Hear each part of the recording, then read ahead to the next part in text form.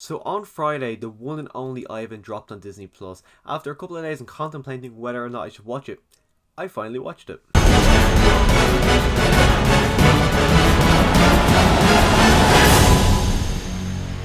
So this movie does follow a gorilla who is of course the one and only Ivan. Now he's voiced by Sam Rockwell and I had to Google that. At first 10 minutes he was talking, I was like, who is that guy? I was completely blanking who it was. My mind was thinking Owen Wilson. Okay, bear in mind if you watch it, they do sound somewhat similar in this role. But then I Google it and Sam Rockwell, I'm like, yeah, that makes a lot of sense. And the Ivan character in general, for the most part, he's good. I'm assuming all of the animal designs in this movie was CGI, which for the most part it does work. Opposed for a couple of scenes doesn't really work. A lot of it reminded me of the Lion King from last year, where if I'm assuming if it is CGI animals, where the animals look good, but every now and again the mouth doesn't really work. Now for Ivan himself, because he's a gorilla, because he has somewhat human facial features, he is able to emote. We're able to get some out of him, which kind of works in that way for the Ivan character. But then we do have other characters like Bob, who's played by Danny DeVito, who's a dog, who, because he's a dog, you kind of get more out of him, but he doesn't really emote well as well. There is two elephants, one in particular, Stella, who's played by Angelina Jolie. They can't show emotion. There's just loads of other animals, like there's a rabbit, there's even there's a seal, which none of them can show emotion. But not only that, is sometimes their mouth doesn't really work with what they're saying, so it just, their mouth was just opening and closing, which I didn't really like. That was one of my downsides to the Lion King for last year. So if I was going to say anything about the Lion King back then, I do have to comment on it now, the fact that the mouth didn't really work a lot for this movie. So this movie takes place primarily inside a circus within a mall. The guy who owns the circus is Bryan Cranston. He's not really a standout. A standout actually for the fact that he's the only human, but he doesn't bring anything new. He's nothing. It's Bryan Cranston. I think if it wasn't Bryan Cranston, it would have been a very forgettable role. Like the poster is Bryan Cranston and Ivan putting their heads up against each other, but if that was any other actor, it wouldn't really be a memorable role.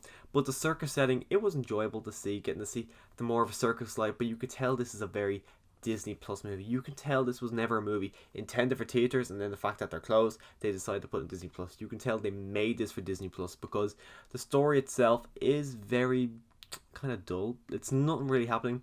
Majority of the movie, it's just them in their cages talking about the outside, just talking about literally anything. Ivan paints a good bit. Nothing massively happens throughout this movie.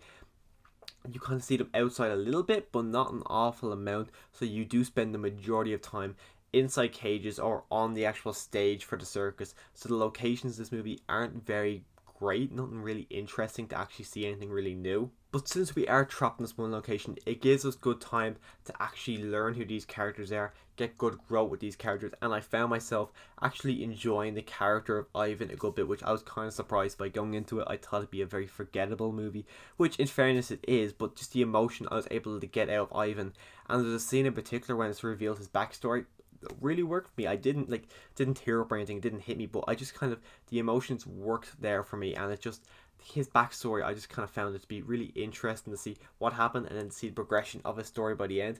Honestly, it did work. Now, it didn't hit me, no emotion to hit me or anything, but I just thought his story in particular just worked really well for what this story was being told. So the one and only Ivan, if you haven't seen it, I'm not really going to recommend you jump straight on Disney Plus to watch it, because it's nothing great. It's nothing balls to the wall. It's nothing actually really enjoyable.